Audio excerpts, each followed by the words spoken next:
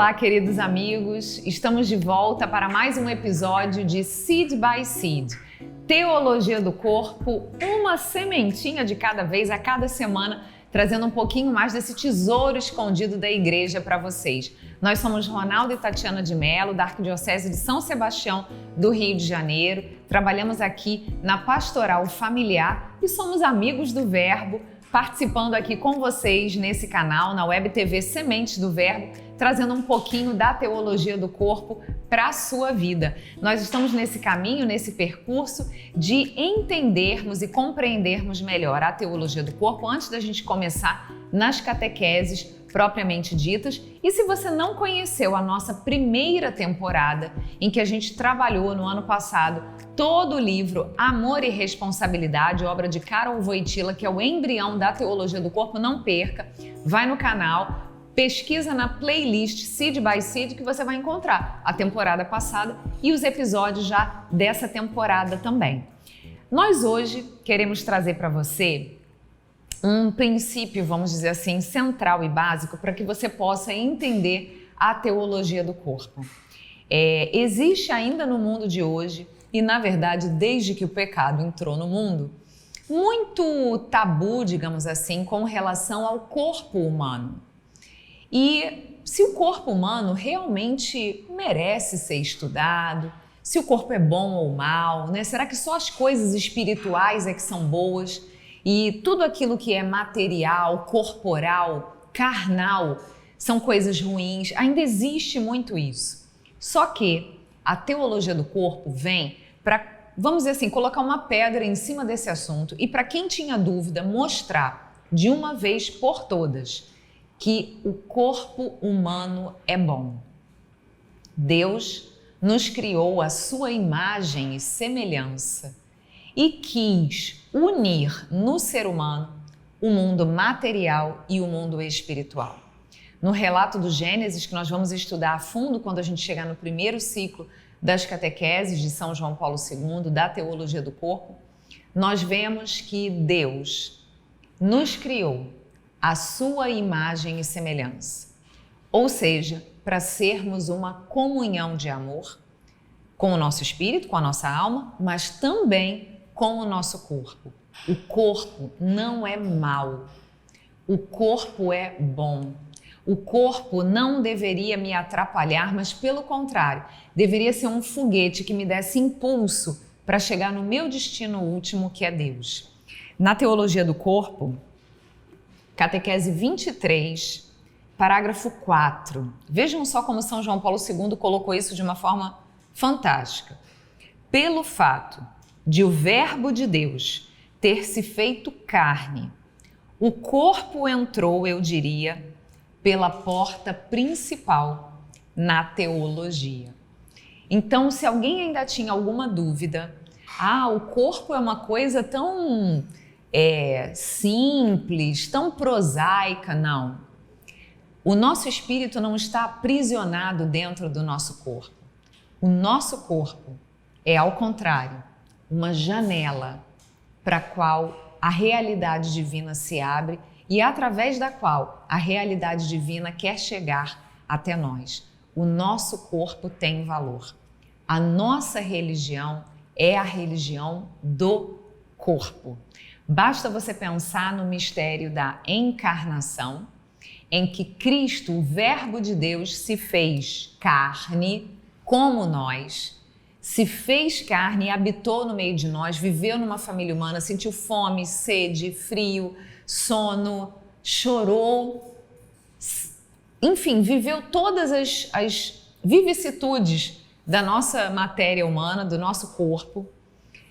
O Verbo de Deus, esse mesmo Verbo que se encarnou, se fez carne, entregou o seu corpo. Jesus disse, isto é o meu corpo que é dado por vós, ao erguer e consagrar o pão na última ceia, junto com seus amigos queridos, numa refeição.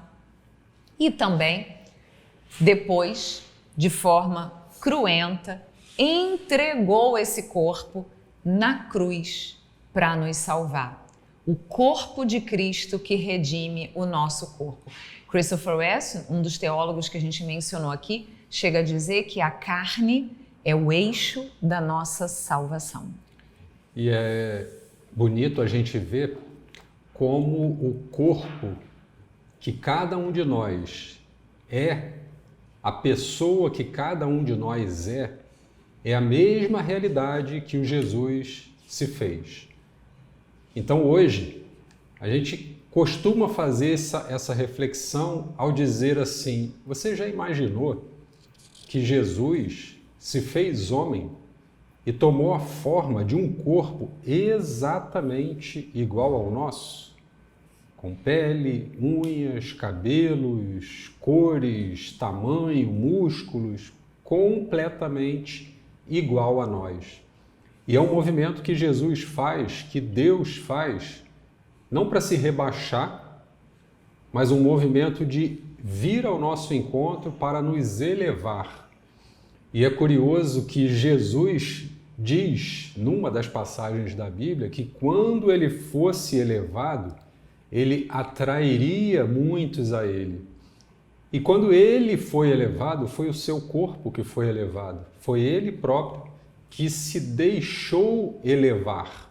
Se deixou. Então, da mesma forma que Jesus se deixa elevar para nos elevar para junto do Pai, ele consegue mostrar para nós que na nossa realidade humana, carnal, nós também somos capazes de vencer o mal, de vencer o pecado e nos aproximarmos de Deus, justamente através deste corpo.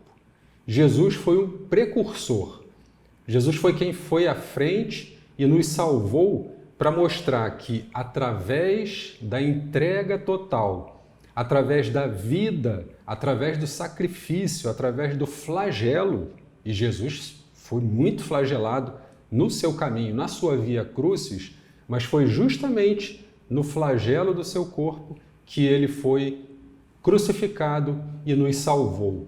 É curioso, São Tomás de Aquino faz algumas meditações para esse tempo da Quaresma, e uma das meditações muito bonitas que ele faz, que tem total relação com a teologia do corpo, é quando ele diz que para sermos salvos, bastava uma gota do sangue de Jesus.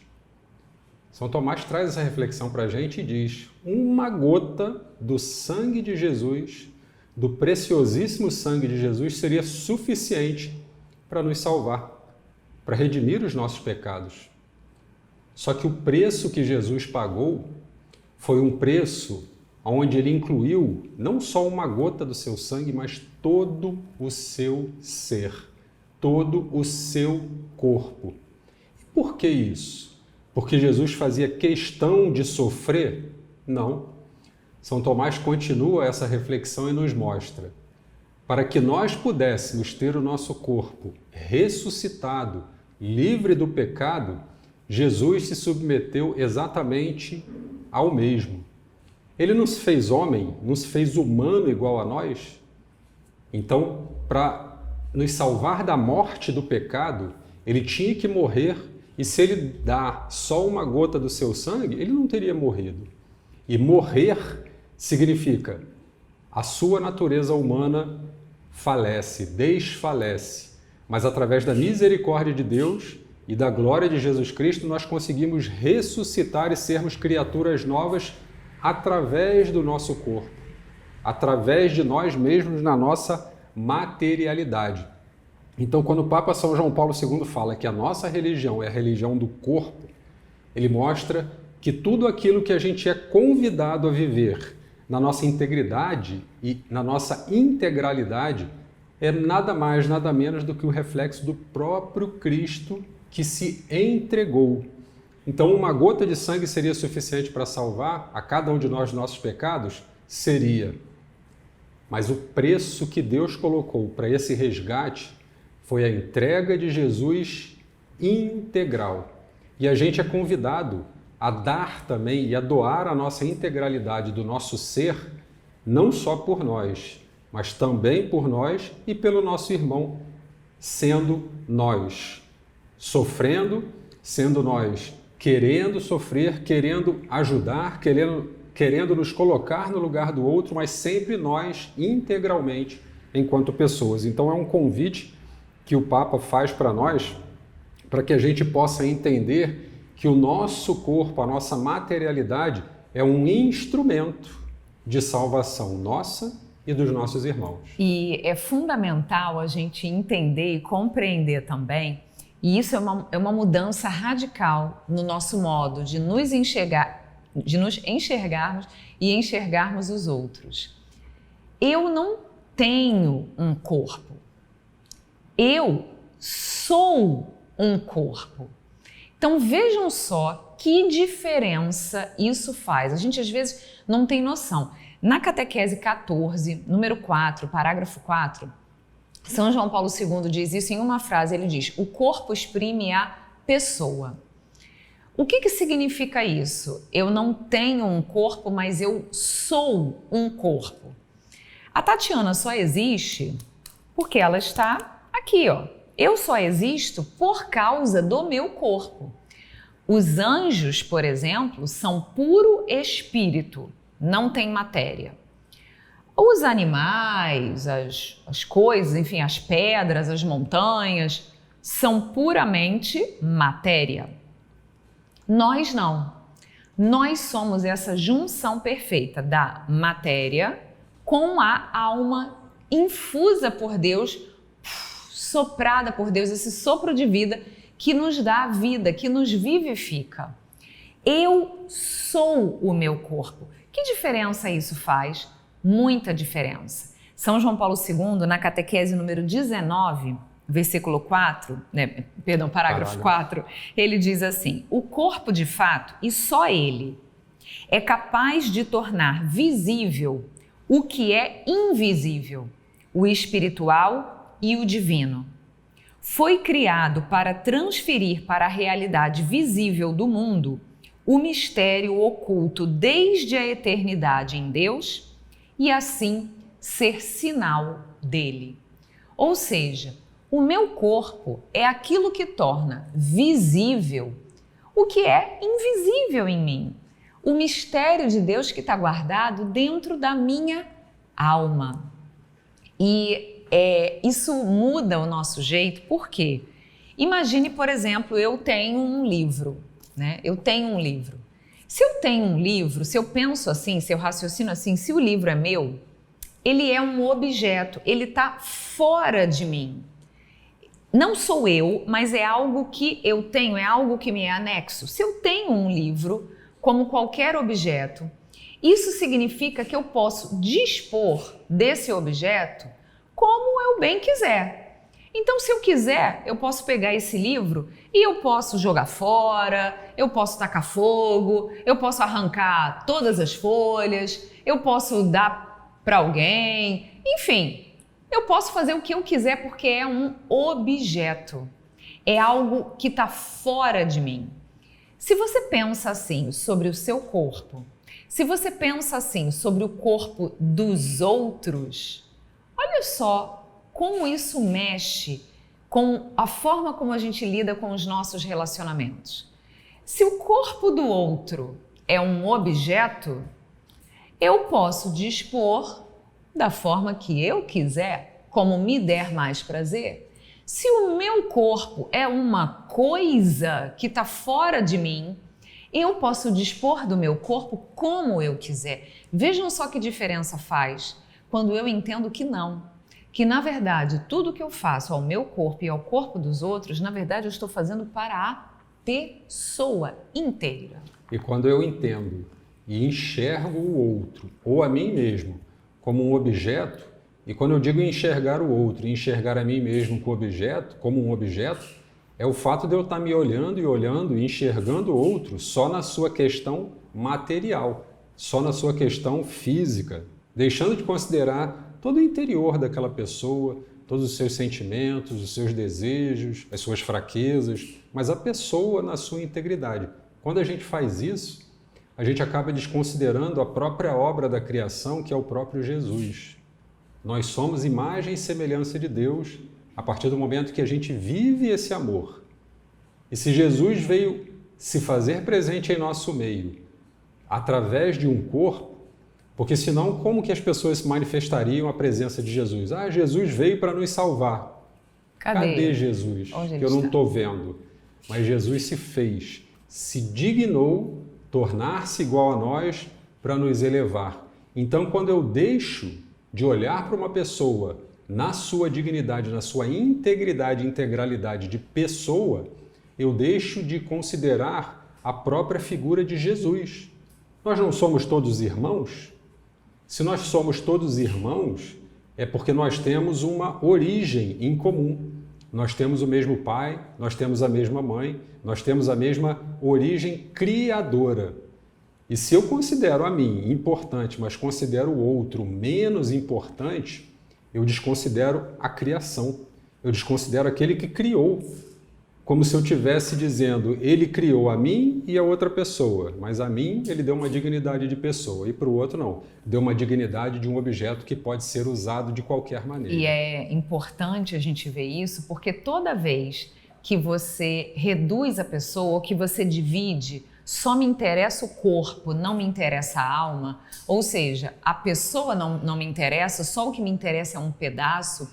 Ronaldo até comentava nos episódios atrás, por exemplo, essa mulher tem um colchão, tem um pernão, enfim. Quando você corta essa pessoa, quando você reduz essa pessoa, dividindo o que seria indivisível, o corpo e a alma, na verdade, o que você está fazendo é matar essa pessoa. Tanto que, quando alguém morre, a gente lembra até desse exemplo. Se uma pessoa morre, por exemplo, seu João morreu, você vai dizer, o corpo do seu João será velado na capela tal. Você não vai dizer, o seu João será velado. Porque, de fato, com a morte, acontece essa cisão, essa separação do corpo e da alma. Então, naquele momento, ali, de fato, é só um corpo. Toda vez que você faz isso, quando você denigre a imagem do outro, seja sexualmente ou por algum outro motivo, é um cracudo, é um moleque de rua. Às vezes, profissionalmente, né? Abusando da mão de obra de uma pessoa também é uma condição que você desconsidera a pessoa. A pessoa, né? E só pensa a pessoa como um objeto, né? De uma forma utilitarista. Então vejam só como a teologia do corpo nos ajuda exatamente a ver isso, que nós somos uma pessoa, nós somos o nosso corpo e da mesma forma todos os outros também. Então vejam só o cuidado que a gente precisa ter com o nosso corpo. Cuidar do corpo é cuidar de mim. Zelar pela dignidade do corpo do outro é zelar pela dignidade da pessoa como um todo. E zelar pela dignidade da pessoa é zelar pela dignidade do corpo de Cristo. Tanto isso é verdade, tanto é importante a presença do corpo de Cristo, que na última ceia ele ergueu o pão e disse, isto é o meu corpo. Ele não disse que isso representa, lembra, faz memória, mas isto é o meu corpo. E até hoje, cada um de nós que tem oportunidade na Santa Missa é convidado a comungar o corpo de Cristo, que é o corpo que nos salva. Então, a gente percebe o corpo como eixo da salvação. Nós, enquanto pessoas, que somos um corpo, e o corpo de Cristo, santificado na Santa Eucaristia. Isso aí, a própria igreja, né, que é um corpo também. E a gente quer te convidar, então, a mergulhar conosco a partir do próximo episódio. Já vamos começar o primeiro ciclo da Teologia do Corpo, te lembrando que a Teologia do Corpo não vai te trazer um conjunto de regras. Posso fazer isso? Posso fazer aquilo? Não, é muito mais do que isso. A Teologia do Corpo vai te trazer os porquês que estão atrás dos ok's. O que eu devo fazer não é só isso, é por que eu devo agir assim, por que eu não devo agir desse outro jeito. E como o próprio São João Paulo II diz, é uma forma de introduzir o amor com A maiúsculo no amor com A minúsculo. Então a gente quer te convidar a ficar conosco até o próximo programa. Não perca, curta e compartilhe esse vídeo, porque com certeza muita gente precisa conhecer esse conteúdo também. Um forte abraço, fiquem com Deus, até a próxima sementinha de amor que a gente vai lançar no seu coração.